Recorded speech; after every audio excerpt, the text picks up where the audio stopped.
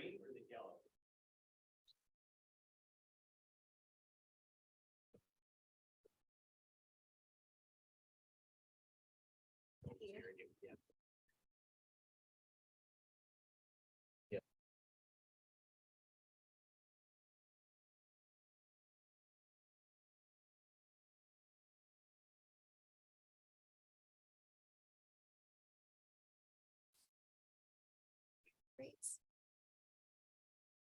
Okay, take two. Everyone's able to hear me. So let's give a big welcome to Reg Manzer and Lori Barker for being here in person with us today. Wonderful. And joining us virtually, we have Matt Spurway and Mohammad Masalma. So we'll give them a welcome here as well. Perfect. So we'll start with some questions for all of our panelists. I think maybe the best way to do it is start with the folks in the room, and then we'll go to our panelists online. So question number one, could you please briefly describe the organization that you work for and what your current position is?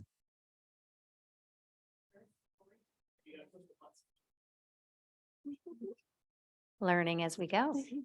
Lori Barker, I'm the CEO with Ronald McDonald House Charities Atlantic, and we provide accommodation support to families with sick children who are required to travel to access the medical care they need. So primarily those that are visiting the IWK from throughout the Maritimes would stay at our house. And we also have a second program called the Ronald McDonald Family Rooms, and that's space inside the hospital, the Moncton Hospital and the IWK, where families can just get a break from the hospital setting, but still feel a little sense of home inside the health centers. That's awesome. So I'm with the community, formerly the Community Sector Council, which is now ISANS. So it's the Impact Organizations of Nova Scotia. And so what we are is we are part of 14 different sector councils in Nova Scotia that support different parts of our economy. So if you think about the forestry sector, they have their own sector council. And so our organization supports the impact sector. So that's community organizations like the Ronald McDonald House, or organizations that are nonprofits, charities, and volunteer organizations. So there's about 7,560 some. There's a few more, but across the province, and they contribute $1.6 billion worth of revenue. So it's quite a large segment of our province, and it's something that kind of touches every single part of your life. So if you think about any sports activities that you've done, or music things that you've done, or recreation, or food banks, or shelters, it kind of covers everything. So there's very seldom a part of your life that hasn't been touched by the community impact sector. And so what we do at our organization is we provide advocacy, we provide learning, support, and help these organizations become sustainable and grow. So that's me. Thank you both. We'll go to our online panelists.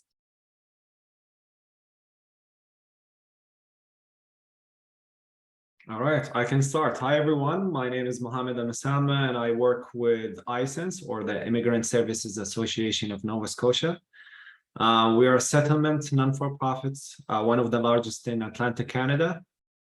So we help newcomers to Nova Scotia to settle easier or more smoother in Nova Scotia.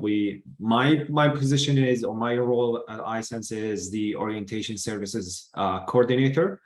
So I work with newcomers when they first land in Nova Scotia, and they attend a course with me that is 10 days long, and we cover topics from the healthcare system in Canada or in Nova Scotia, the bank system, education system, anything related to their different aspect of life and their new home, Nova Scotia. So I'm the first point of contact after they register with the ISANS, and we cover clients or newcomers to Canada from different variation or streams of immigration, whether you are an economic immigrant, whether you are an international student and with a postgraduate work permit and you've done your education and you want to stay in Nova Scotia, whether if you are a refugee. So yeah, we work with all kinds of newcomers to Nova Scotia. Thank you. And last but not least, Matt. Thanks. Hi, everyone. So I'm Matt Spurway. I'm the executive director of the newest organization in the room. So GEO Nova Scotia, the GEO stands for Getting Everyone Online. And this organization was officially registered earlier this year, but it started in 2020 in response to the COVID lockdowns as what was called the GEO Project back then. It started in Dartmouth North, a lower income community here in HRM that was quite severely impacted by the lack of internet access and devices in people's homes when the lockdown happened. Students and folks who would use public access were completely cut off if they didn't have what they needed. And so I was part of a group of community organizations in Dartmouth North that sprung into action and created a way to distribute internet and devices to people who needed it. And it just kept growing from there. Last year, we ran a pilot project across the province, expanding on that work, and it was successful enough to land enough funding to start again this full organization. So we're up to 7 staff members. Our 7th staff member starts next week, and we focus on providing home internet access and new Chromebooks and other devices to people who can't afford it, and also providing training support to them and to organizations who support them out in the community, like ISANS, in fact, great partner of ours. So great to see you here. Wonderful. Thank you, Matt.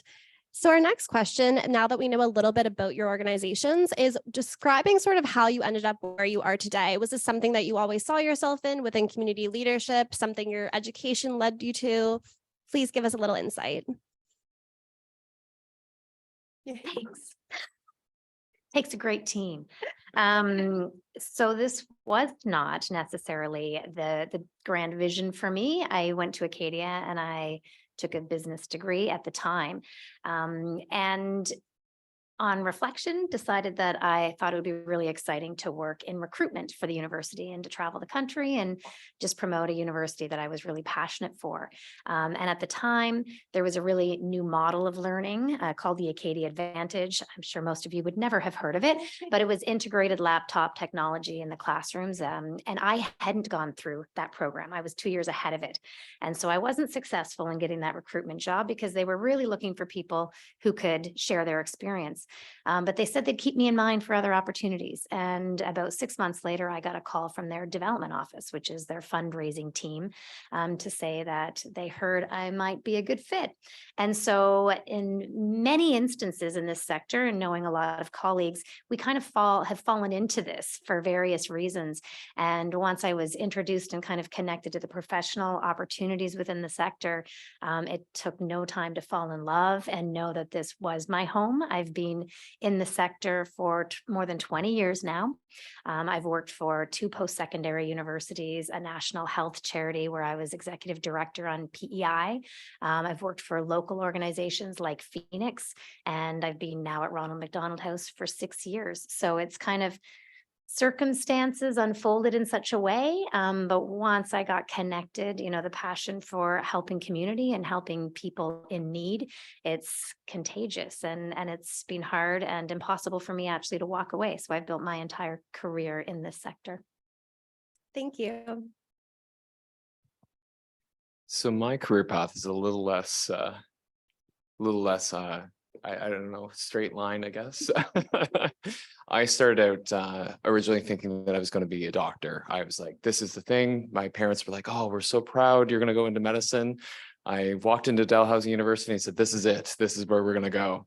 And so, fast forward a couple of years, I ended up at the hospital working in their laboratories going, I don't really like being in medicine. I don't really like the great wheel that is healthcare, but I really did identify with what you mentioned about that wanting to help people and wanting to be in that space.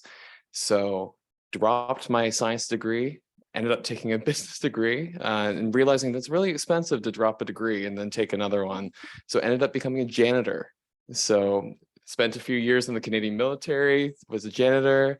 I worked in healthcare for 5 years. Then I did some private consulting after my business degree was finished.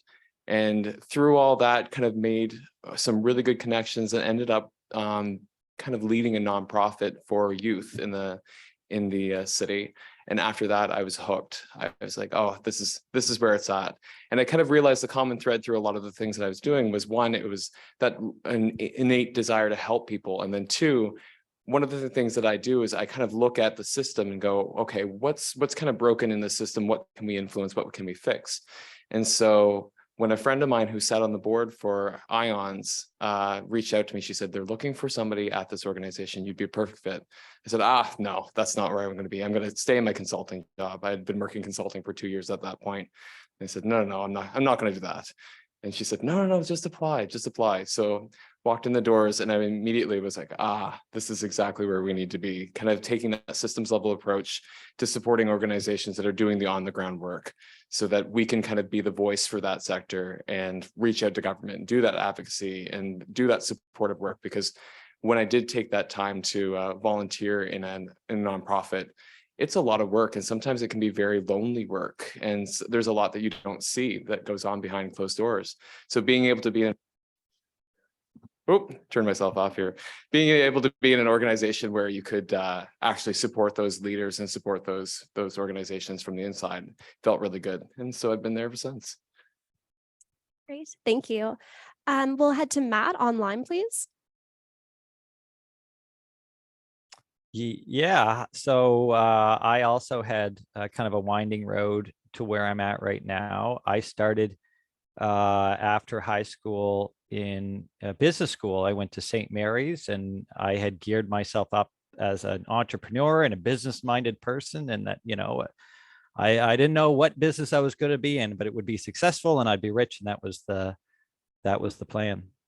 And that's not what life had in store for me. I did end up learning a lot along those lines and ended up having a pretty useful career in the retail sector. So starting on the floor and working my way up, managing a paint store in downtown Toronto for a decade, and finishing that career actually as one of the managers to open the Bed Bath & Beyond in Dartmouth Crossing.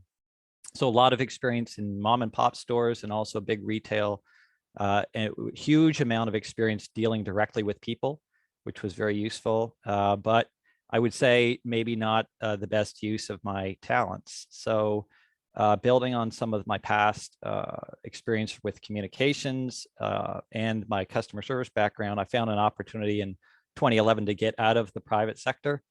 And actually, I became the constituency assistant for a newly elected member of parliament. So 4.5 years, getting a taste of the public sector, a little bit of politics, and it was really great because I basically got to go. I grew up in Dartmouth, Nova Scotia here, and I spent more time out in the community in Dartmouth, Cole Harbour in those 4 years. I got to know my community better in those 4 years than I did in my entire life, because you end up going into all the communities where work is being done and then meeting with organizations and finding out what's happening. That's when I was introduced to the nonprofit or community sector, the impact sector, as Reg and his team likes to call it. And you don't even necessarily see them unless you need them or working or interacting with them. And then I was really quite struck by the challenges. So in business, it's exciting because there's problem solving, and in the end, there's a clear reward, and you can measure your score, right? Like it's right there. There's a number. And if that's checkers, then the impact sector, nonprofit sector is chess. Like there's an extra dimension to it because it's not just complicated, but there's a number. It's complex. It's always shifting. You have to be actually more skilled to be successful in the community sector. And so I saw it as a great challenge, but also where the results are really tangible. When you start talking to people being impacted by this work and it changes their life, you realize what's really important. So when that job with the member of parliament ended in 2015, I found my opportunity to join the community sector itself, first with a nonprofit called Between the Bridges, and then here to Geo Nova Scotia. So it's been really great. Yeah, being here, getting here eventually. Thank you, Matt. And Mohammad? I agree with my fellow panelists. My path also wasn't very straight ahead. So originally I'm from Syria and I have English literature degree from Syria, and then I came to Canada in 2016 on a scholarship, and I ended up studying at NSCC. I studied tourism management actually, Throughout my program, without me planning, I was kind of pushed to be more of like, on the public speaker person, and so I was a class representative, I was international student ambassador. Through the program, I was invited in 2018. There was the immigration summit at Pier 21, and I was invited to be a panelist in that conference. And sitting on the panel with the immigration minister and community partners. And I was talking about my experience as immigrant, as a student, as a newcomer to Nova Scotia. And one person in the crowd, actually, she came to me after the conference. She said, "Mohammed, I love you. Are you looking for a job?" And I said, "Well, currently I'm a student, but I'm sorry, but I'll be graduating very soon, and yes, I will be looking for a job." And she gave me her business card, and she said, "Contact me once you graduate," which I actually did. I sat down with her, and she told me, "Give me 2 weeks, and I'll find you a job." So actually, a couple of weeks later, she found me a part-time job at ISANS. That's something just to, she told me that this is not what you're looking for, I know, but it's something that to get your foot in the door. And so because of that conference, I ended up finding a job at ISANS, and I started with them in 2018, and the rest is history. I've been with ISANS since then. I moved into probably 5 different positions since then. But I'm currently, as I said, the orientation service coordinator since 2020, and I love it.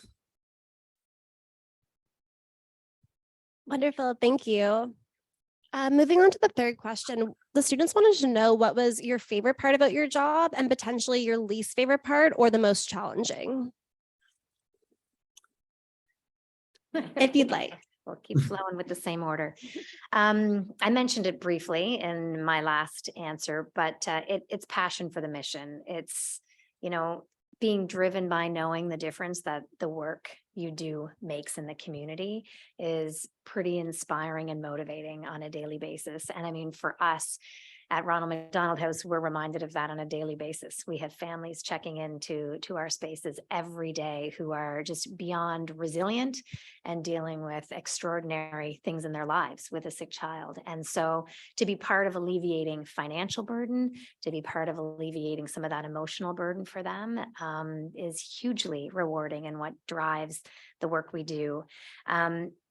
Personally, I love trying new things. So I know it's been mentioned, the importance of being innovative and creative, and the not-for-profit sector is certainly that. And it needs to be today to continue growing and having impact. We need to be looking at things in different ways than we ever have before. The same old doesn't work the same way because the landscape has changed in our communities and in our environment. And so, being able to be creative, being able to be innovative, and having the ability, when you're in leadership roles to really shape that direction with your boards of directors, it's very exciting and rewarding as well. One of the other pieces, and this is a bit more personal, but an element that I love of my work is supporting our team and challenging our team to grow and take on new things. So we have a fairly small team, about 15 people. So there's not a lot of opportunity necessarily to be moving up, but there's a tremendous amount of opportunity to learn and to continue growing and challenging yourself. And so I love being able to provide that opportunity for our team for sure. On the dislike front, there's nothing specific to dislike for me, but the challenge front that I would say is apparent constantly is there are just lots of moving parts constantly. And I know we have a question later about the pandemic and the impact. It's a daily basis, and this isn't that dissimilar to business in some respects, but every day things are changing. And so you need to be able to look forward. You need to find solutions quickly. And you need to be able to balance a multitude of priorities, whether it's risk management, whether it's governance, whether it's frontline program impact. So there's lots to juggle that way, which can be challenging, but it's also part of what I love about the role. Thanks. Thank you.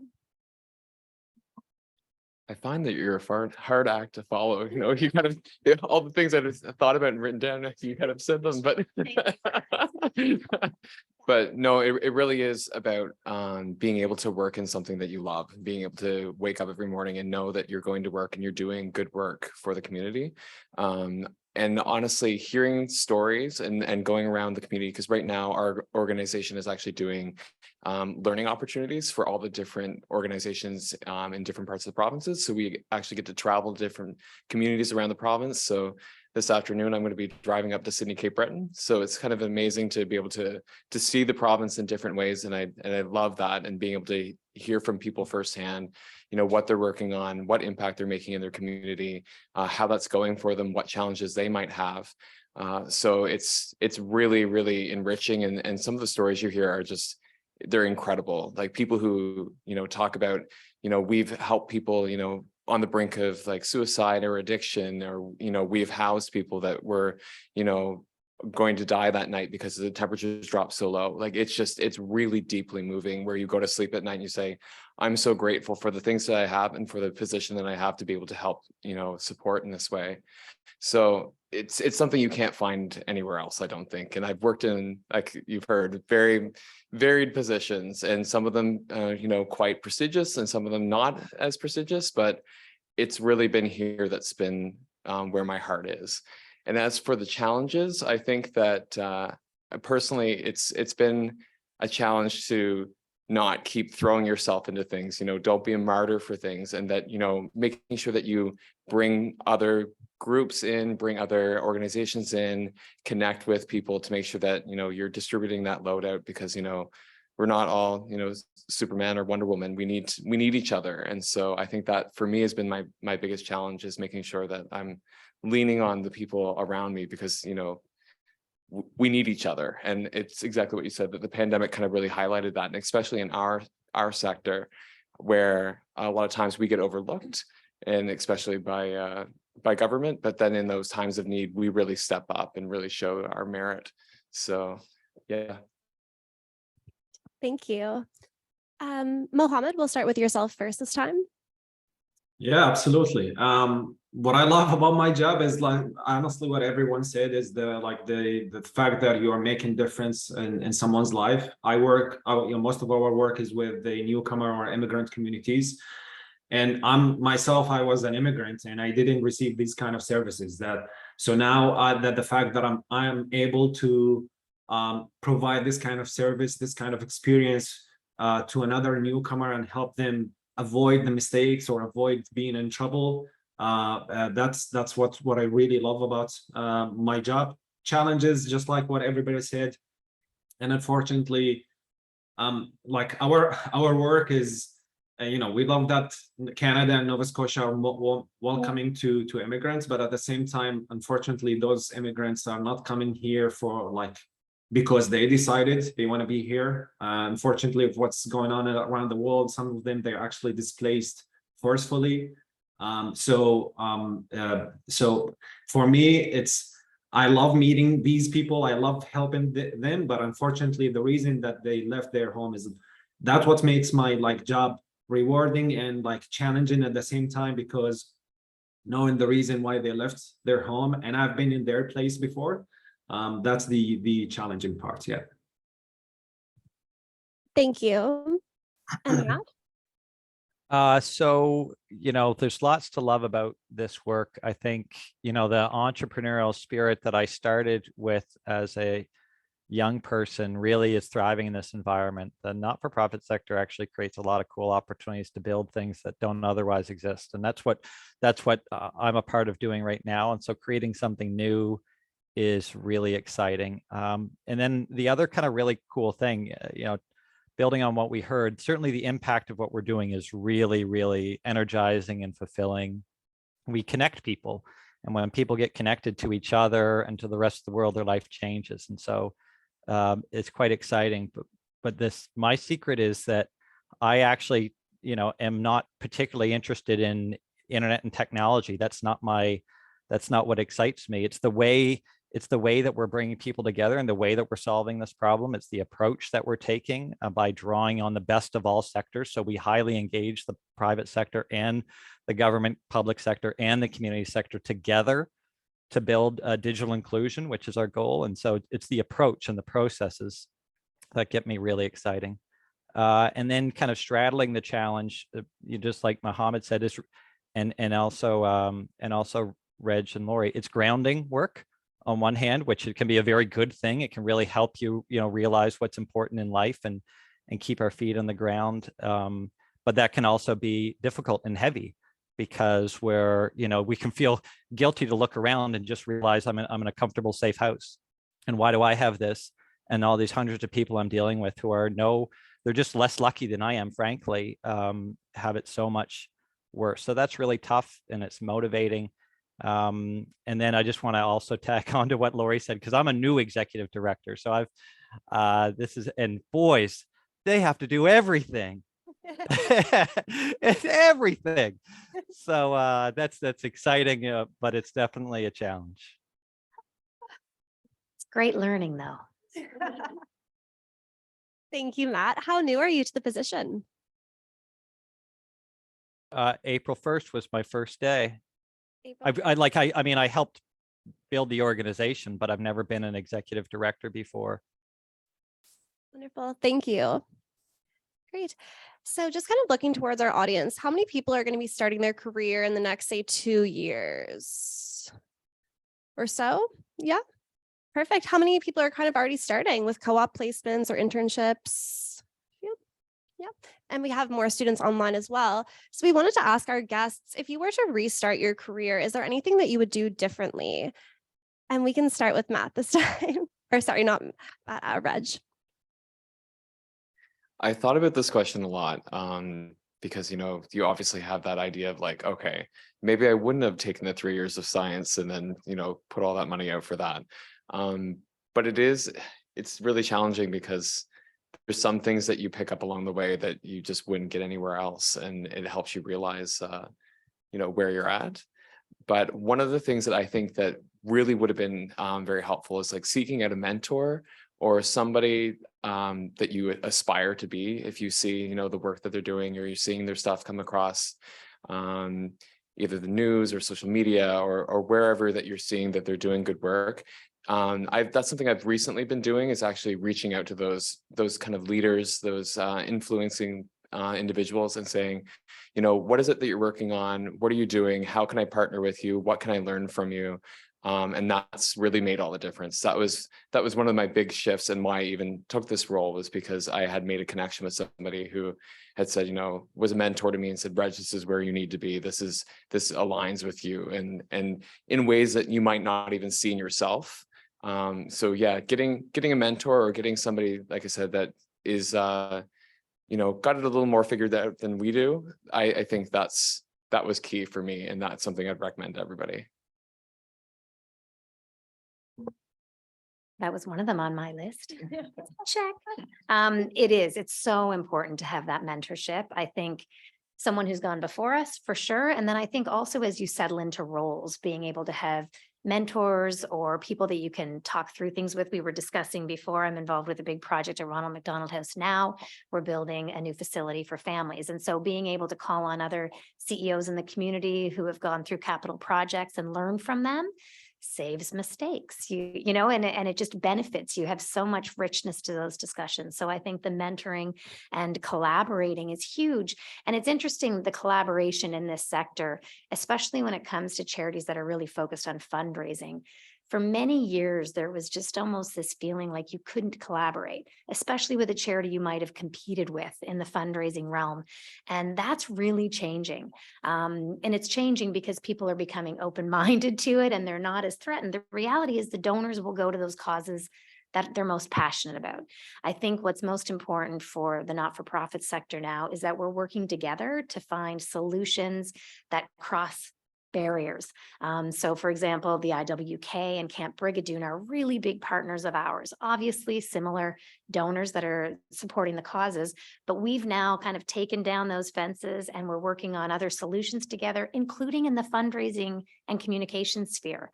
So very different and innovative compared to what was done for many years. I would suggest personally the importance of investing in professional development, just continuing that learning once you're done school, how valuable that is. So yes, learning from others, but also, whether it's conferences, whether it's reading, it is so incredibly valuable. I would say healthy boundaries. And that's just something I'll say from personal experience, and one that took me a while, whether it's private sector, whether it's not-for-profit that you land in. It is so important to create a really healthy balance between your personal and your work life. And it's really easy, especially when you get into some of the senior roles where you are carrying, as was mentioned, so many different balls, and that feeling of needing to be there and to be part of all those discussions and to move them forward quickly. It took me some coaching to really learn that if we're not taking care of ourselves, we aren't able to offer our best selves to the organizations that we're working for. So I think just being so mindful of it. And one of the tips that was given to me is, if it's not due tomorrow, like absolutely due tomorrow, when I leave that office, leave the work behind. And oftentimes I'd say, I'm just going to get ahead by getting these extra couple of things done. And 3 hours later into the evening, there I am still sitting at my desk. It's so important to step back, spend time with family or friends, and re-energize and be able to go back to work in a healthier mindset. So yeah, the last piece I'll mention too is just be bold in what you want. And I wish I'd been a little bolder earlier on. And I really admire some of the young colleagues on our team now who aren't afraid to ask for things, who aren't afraid to push and advocate for the things that they want themselves, not just the families we support, but the things they want, whether that's salary and compensation, whether it's new opportunities to learn and grow within the organization. Be confident and believe in yourself and what you have to offer, because the opportunities are there. And if you put up your hand, the opportunities are really there. So I encourage you to really stretch in that respect too. Thank you, Lori. Matt, we'll start with yourself online this time, please. So if I had to restart my career in community leadership, would I do anything differently? I appreciate, Reg pointing out it's in some ways you only see the path to where you are, the one that you took. And so in some ways, how could it really go any differently? But if really though, I would have gotten over my losses faster. That's probably the biggest thing, is that, I have constantly tried to move towards a goal, whatever it is. And sometimes they're good goals, and sometimes not so much, but you keep moving forwards, and then something would change. I'd apply for something, I didn't get it. I'd set something up, it wouldn't work out. I'd make a presentation and it might not go over so well. Things that, and I'd take those pretty hard because I'd pour a lot into whatever I put out there, or I'd have this vision of what was going to happen if the job was accepted, or the apartment application was accepted, whatever it is. And in hindsight, every single time that happened to me, it put me on a path to get me to a place that's better than the one that I thought I was going to get if it went the way I wanted. It really has. All it takes is time. And so I've gotten better now at more quickly recovering and say, well, I guess, just accepting the fact that, the game has set you on a bit of a different path than the one that you chose. And that's totally okay. The question isn't, are you moving where you thought you would be? It's just, are you still moving? And as long as you can keep moving forward, then don't consider it a loss. Just consider it, take some learnings, accept the change in direction, and keep going. Thank you. And Mohammad? Yeah, I definitely agree with everyone, and I also thought hard about this question, and like I'm conflicted between, yes, I want to change something, and no, I don't want to change anything, because I'm like Matt. Everything happened in my life, it put me on a path for something else, which is much better at the same time. For example, when I came to Canada, I wanted to study actually anything related to photography or graphic design, because this was my passion since I was a little kid, and I honestly ended up starting my own business in that field as well. But at the same time, I didn't get into the program, and I ended up studying tourism management. During my 2 years at NSCC with tourism management, I met so many connections and networking. I met people that without them, I wouldn't be where I am here today. And just that little story that I told about the manager who actually ended up giving me a job at ISANS is a quick example. So honestly, I still have no answer, but I'm a big believer everything that happens for a reason. And I'm just, satisfied with the fact that, I know that I am here today because I believe this is the best plan for me today. So I still don't know. I don't have a definite answer, but yes, I don't think I'll change anything for the most part. No. Great. Thank you so much. So we have talked about it a little bit already today, but we wanted to ask how COVID-19 and the pandemic has impacted each of your roles, or more so your organization as well. Lori, would you like to begin? Sure. So COVID had a tremendous impact on our organization. We're dealing with sick children. So you can imagine the threat of coming down with COVID for many of our children and what that would mean to them, especially if they have a seriously compromised immune system. And so we actually shut down our operations until we could really figure out how to safely accommodate families in our home. And then we slowly opened up rooms slowly over a year plus before we were able to really ensure we were providing a safe space for them. It meant a lot more cleaning protocols, a whole bunch of different things. And we also didn't have volunteers into the house for a significant period of time. And for us, with a small team, we depend very heavily on 100 plus volunteers every week. So some major changes there. We still have a lot of procedures in place, from masking to vaccination status required for our staff and volunteers. So a lot of changes. And what I would say is, from a risk management perspective, I guess there's a whole other lens now that we put on our work. The other piece that I guess really changed too was just so many things went virtual, and I'm sure everybody online can speak to that, especially those that are ensuring we have virtual access to things. But meetings, including with our donors and our volunteers, our recruitment started through virtual meetings, which really changed how we work. Our staff started working from home full time for the most part, other than those that were on the front line.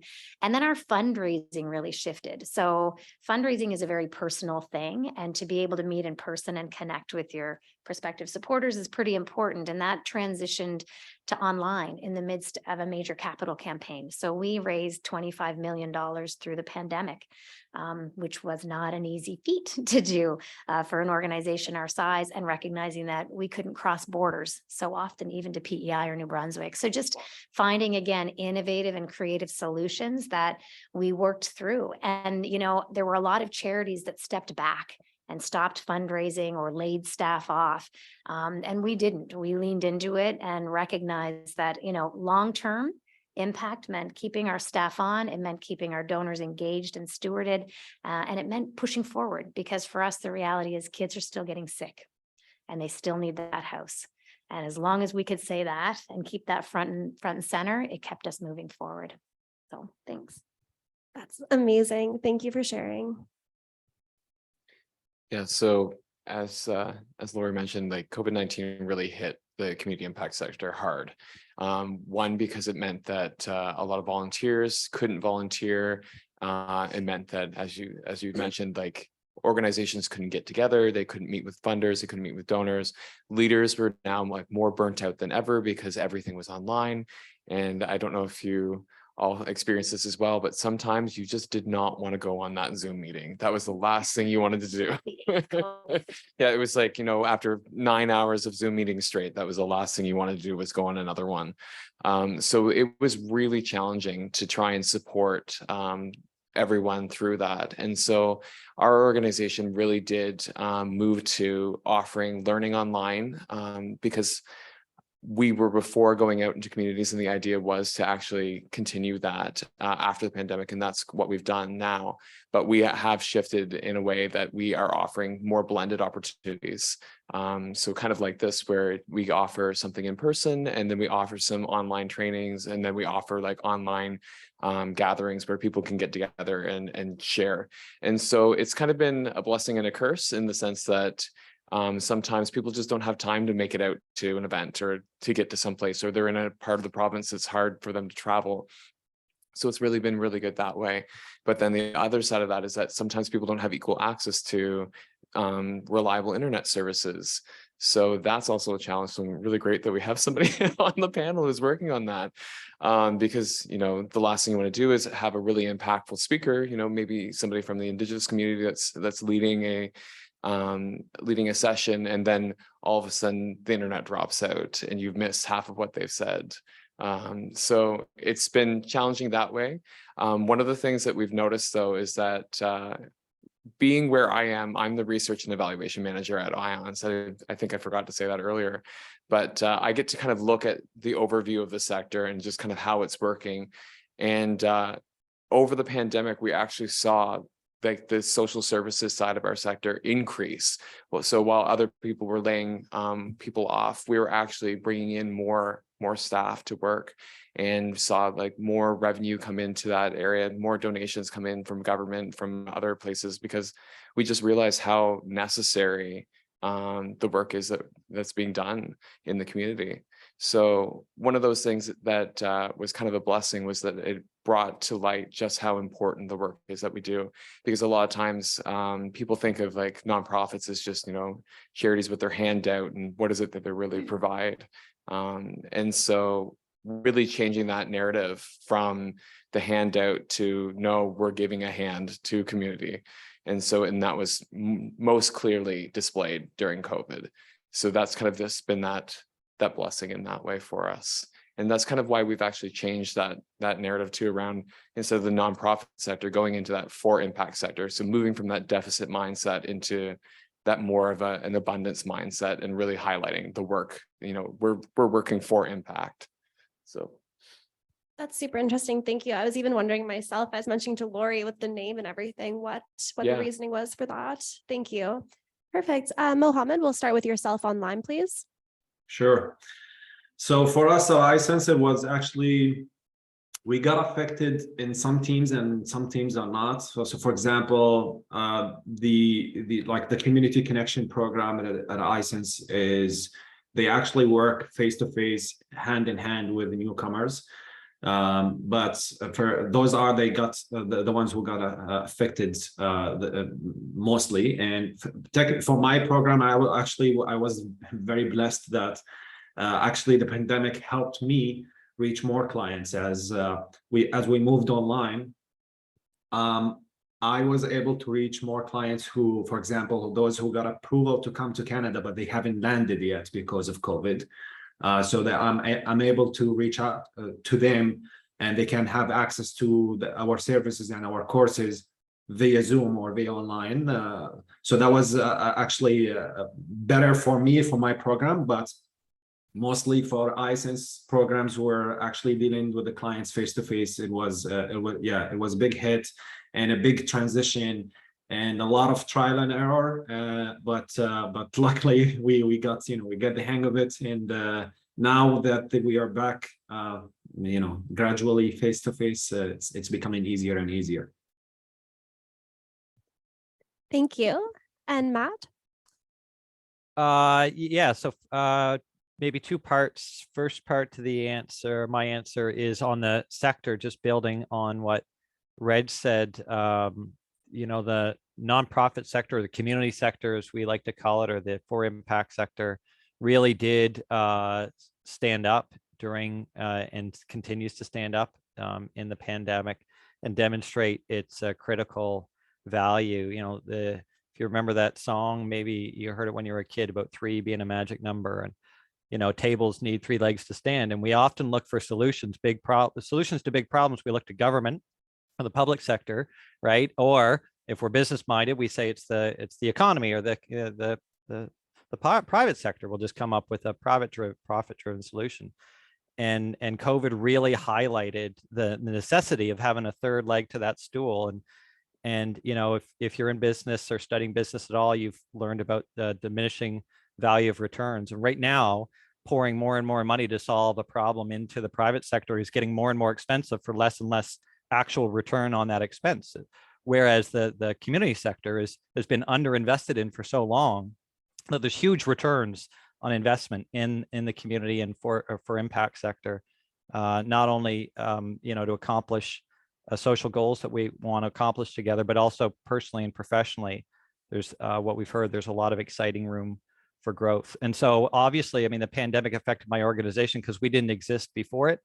The need for getting people who couldn't afford it online was existed, but it wasn't a topic of conversation, to be honest with you.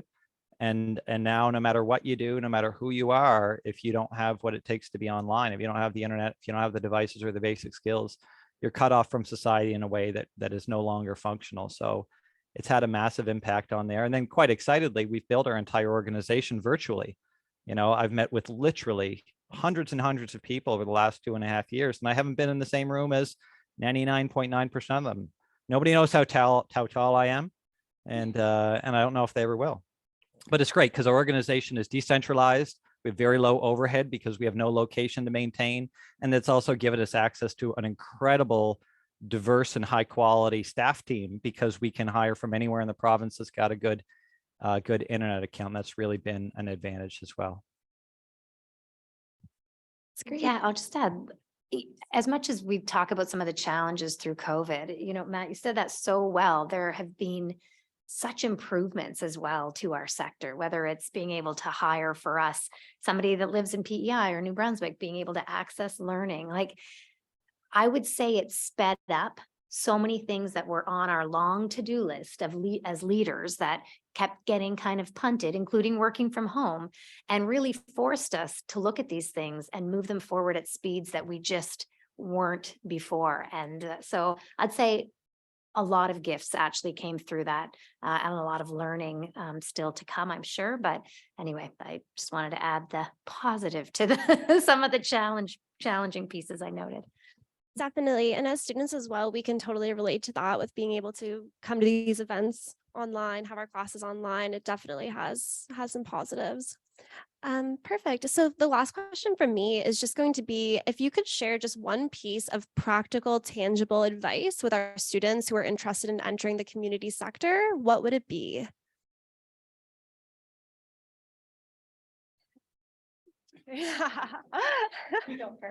Sure. I think that I'm going to echo my comment from earlier. It's that mentorship, I think, is the biggest thing that's really helped me. Because in the community impact sector, it really is all about relationships. It's about connection. It's about community, right? So if you're looking at entering into this line of work and getting into this sector, it really is about branching out, reaching out, and forging those connections with others in the sector and others doing the kind of work that you want to do.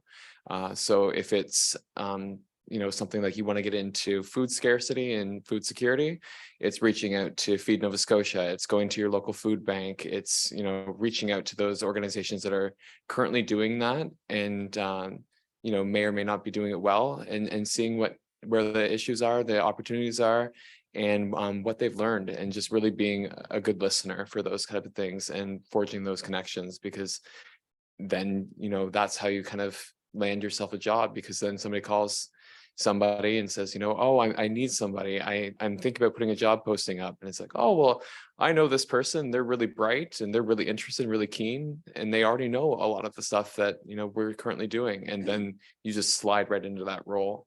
And sometimes those jobs don't even get posted. So it really is about making those connections in those areas that you're passionate about with those people doing that work. Ditto. One of the things I noted in this really piggybacks is the importance of building your network. Like, it is so incredibly important to learn from others, but also there's opportunities there that, to your point, a lot of positions are never even posted officially. And so just knowing people and being able to learn from, but also connect with, collaborate with, be presented with new opportunities. It's a really key piece of my success, of seeing success in people and learning and growing. I think that there's an element of finding out what you love by finding out what you don't necessarily love. And it's kind of process of elimination, and that's okay too. And so if you get involved with the community sector, and maybe you have one experience with an organization and maybe it's not exactly what you were looking for, don't give up on the sector. You know, if you're there because you're passionate about making a difference, look for other places that you're passionate about. Look for cultures that resonate with what you're looking for in a workplace, the support that you deserve to have, the learning that you deserve to have. So be bold and ambitious with what you want to achieve in your career. I think will serve you very well. And trust that things happen for a reason. You know, and sometimes things are a fit, sometimes they're not a fit. Sometimes things don't end up the way you anticipate, but there's learning in everything. And I think it was mentioned earlier, like not letting that take too much of the wind out of your sail. And I know that that's easier said than done, but having faith that the next right thing is coming, especially if you've built your network, if you've done your job well, those opportunities will be there. And so to not give up and to just kind of keep pushing forward for new opportunities, I would say is really important. Thank you. We'll head to Matt online, please. Great. I think I may have to give two instead of one, but the first one is building really on what we just heard. So you've got a network, there's people who know you, but that's not quite enough because they actually have to trust your intentions and your work to pass that along to someone else, right? Like word of mouth is really powerful because people put their own reputation on the line when they say, Mohammad is the guy, he is absolutely right for this, right? So my tip to everyone, especially starting off, but across is whatever you're doing, do it really well. Whoever you're talking to, talk to them like they're important. Everything you do is important and everyone you talk to is important. And the biggest mistake I see people make, especially young people, forgive me, but it's kind of like, well, I didn't do a great job at that menial job because it's not very important, right? Who cares? Doesn't really matter. No, you give me an important job. You give me something really important to do. That's when I'll step up and demonstrate how good I am. And you won't get that chance. When people see you doing the volunteer work that you're not even getting paid for, or the less important jobs, and you're doing them well, then they're going to say, this is somebody I want doing something that's important that I am going to pay for, right? So do everything well and assume everyone that you're talking to is an important person in your future, because you don't know who you're talking to and you don't know where that opportunity is going to come from. And my part B, while I still have the mic, is be curious. Write that on the wall and put it beside your desk. Be curious, ask clarifying questions, and assume that there's a history before you got here that is impacting what you see, right? There's a backstory. There were episodes to this series before you started watching. Just remember that and try to find out, learn, be curious, see what's going on, get some context. That's really going to help you out. I just want Thank you. I know I'm bad at jumping in. That's all right. The doing your best is so important. And I'll give you just one little example of when I was applying for the job at Ronald McDonald House. I can tell you my very first job 20 some years ago was at a McDonald's restaurant in the Annapolis Valley. And when I applied for this position, the owner of that restaurant was on the board, who was ultimately making the decision as to whether I was going to have a place to land. So I went from, being at the cash, doing a great job because I showed up and believed it was important, to 2 decades later, being reminded why it's so important to show up. Every single thing we do makes a difference. Every single thing. And it stays with us. So don't burn bridges. Don't burn bridges. That's all. Thank you. That's awesome. Wow. And Mohammad?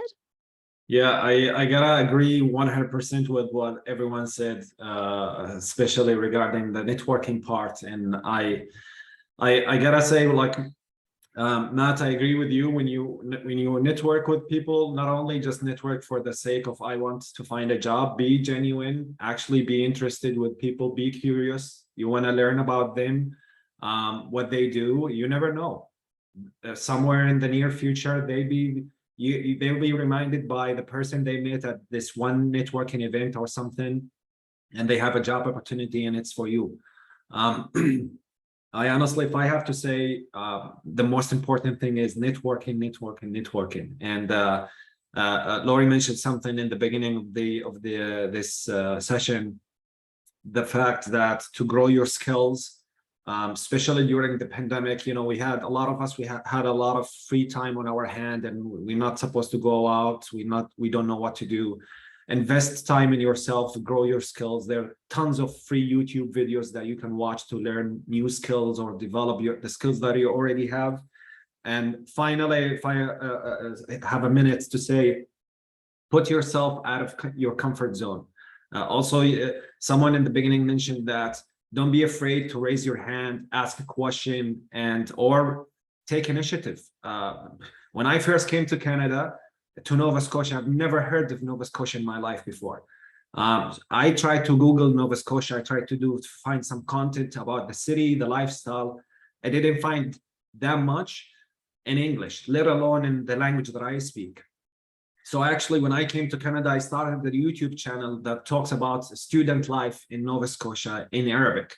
And until this day, I find people in the street or people, new clients who come through ISANS to come to our organization. They recognize me and they say, I know you from YouTube and I chose Nova Scotia because of your content.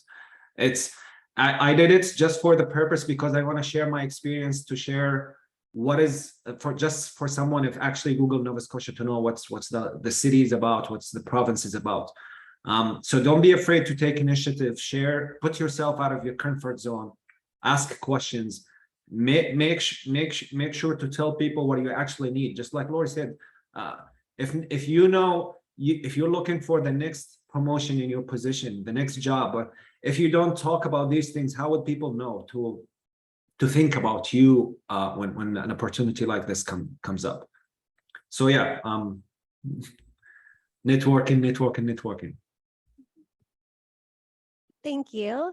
And that's all the questions that I have, but we do have a few moments for questions from students in the room. If anyone would like to ask a question, and it can be for all of our panelists, or feel free to just direct it at one person. Katie?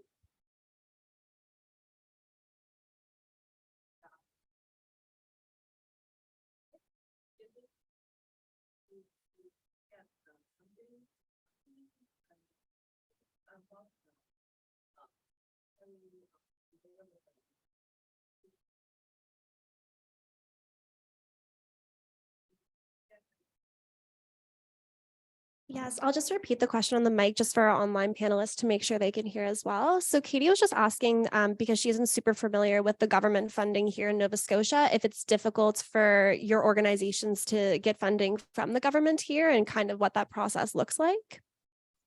So I can jump in because I actually finished my master's last May. And so when I did that, I was actually able to apply for a graduate opportunity. So when I walked into the organization, one, they already had the position there, but two, it was the benefit of saying, you should hire me over other people because I can actually come with this graduate opportunity program funding that comes from the provincial government. So that's something that you can take to any of these organizations too, because sometimes if it's a smaller community impact organization, they might not have a large budget, but they can access this funding and it will cover them for like 3 years for your a portion of your salary, not the whole thing, but a portion of it. And it's usually a pretty good portion.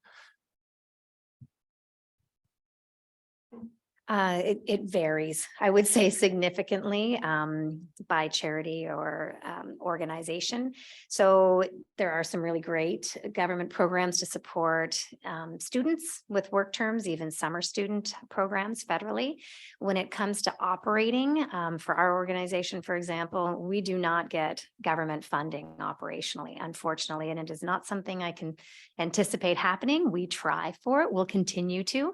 And then even for capital. So we are building this new Ronald McDonald House here for the Maritimes, and it was a $25 million project. We received 11 million in government funding from the 3 provincial governments and the feds.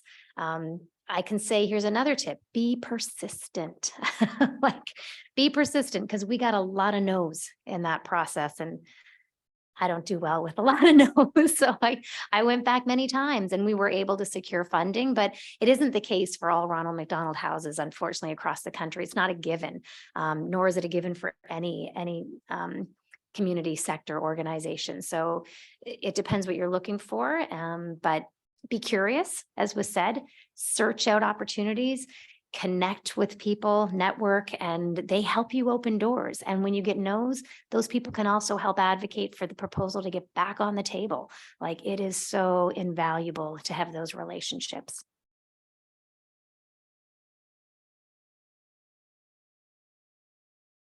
Mohammad or Matt, did you have anything to add to those points? I mean, for me, we're non-for-profit. We're funded by the government, so we're lucky this way. We're funded by the federal and provincial government. I can't say on like how difficult it is because I'm not in that position. But yeah, it's ISANS have been in this field for 40+ years. So every year the amount of funding and the period of funding is different. But at least we have the like a soft cushion that most of the time there is funding, so we're lucky that way. Yeah, and for us, it's kind of unique. Our core funding comes from the provincial government, but my experience with government funding is that there's two types. There's the type where the government decides that they've got a priority, and then they're going to decide how to spend money, where to spend money, and they actually create a program to spend money that creates programs, right? So they'll spend a year figuring out how to distribute $10,000 at a time, but so those aren't usually where you're going to start up an organization or really accomplish anything particularly big or new, because it's a small piece of a larger strategy where they've created a whole lot of the framework for how it happens. So they can be very good in targeted situations for employment situations, like Reg mentioned. But the kind of money that we're tapping into was never available. It's like the job that was never posted. The government didn't say, oh, we really need a nonprofit to tackle digital inclusion for us, and we'll put $1 million on the table if you can do it. Like, that question was never asked. We saw a hole, just like Mohammad saw. There was no information for people in my position, and he didn't just shrug and say somebody should do it. He said, I'm going to do that. Well, that's what we did. We said there's nobody getting internet and devices to people who obviously need it, and we just started, and we just kept at it, and we demonstrated the need, we demonstrated our ability, and we demonstrated that the provincial government should fund us, and they did. So sometimes you need to create those opportunities by demonstrating not only that there's a need, because everyone can point to a hole in the ground and agree there's a hole, but you also have to demonstrate you're the person to fill it. And usually that's not with words, but with action. So just start. And if it's worthwhile, then you'll get it. You'll probably get some government money eventually. But to Lori's point, patience and persistence. Patience and persistence. That should be your mantra. Perfect. Well, thank you all so much. That's all the time we have for today. Thank you for sharing your expertise and knowledge with us. And can we give a big round of applause for all of our panelists? Great. It's much appreciated. Thank you so much, Matt and Mohammad, for joining us online. We really appreciate it. Thank you, Megan. Wonderful. Perfect. Thank you. It's great. Thank you so much, everyone. Thank you.